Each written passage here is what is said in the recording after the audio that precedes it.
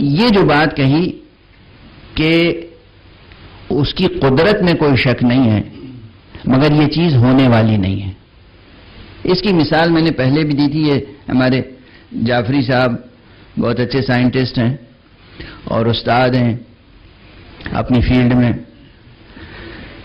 یہ اگر اپنی فیلڈ میں یہ دعویٰ کریں کلاس میں کہ کوئی بھی بچہ لے آؤ میں اسے پڑھا لکھا کے سائنٹسٹ بنا دوں گا، کوئی بھی لے آؤ.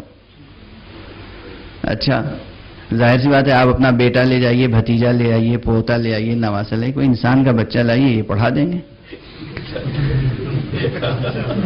اب اگر کسی صاحب کو شوخی سوجھے اور معلوم ہوا کہ وہ ایک گدھے کا بچہ لٹرلی لے آئے. دیکھیں ان مثالوں سے آپ کبیدہ خاطر نہ ہوں. اس لیے قرآن مجید میں اللہ نے کہا کہ ہم چھوٹی سے چھوٹی مثال بھی دے سکتے ہیں اور بڑی سے بڑی مثال بھی دے سکتے ہیں.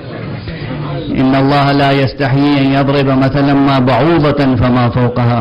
ایک مچھر سے لے کر اس سے بڑی مثال بھی اللہ دے سکتا ہے.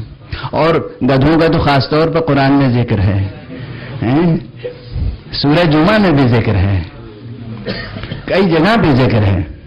ایسے گدھوں کا بھی ذکر ہے، ذکر بھی کس جگہ پر ہے. مثال اللہ نے دی ہے کہ ان کی مثال ایسے ہے جیسے گدھوں پہ کتابیں لاد دی گئی ہوں. یہ قرآنی مثال ہے.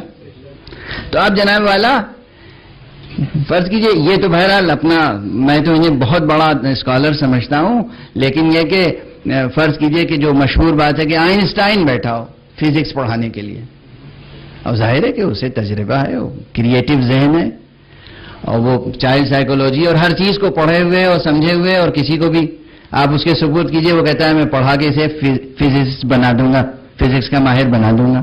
اچھا آپ لے آئے گدھے کا بچہ. اب اگر وہ اسے نہیں بنا سکتا ایک سائنسداں تو قصور کس کا ہے؟ آئنسٹائن کا قصور ہے یا اس کا؟ آئنسٹائن کے علم میں، فضل میں اور اس کے پڑھانے کی صلاحیت میں کمی نہیں ہے، مگر یہ سائنٹسٹ بن نہیں سکتا. اسی طرح اللہ کی قدرت میں کمی نہیں ہے، مگر ایسا پتھر بن نہیں سکتا کہ جو اللہ اٹھا نہ سکے.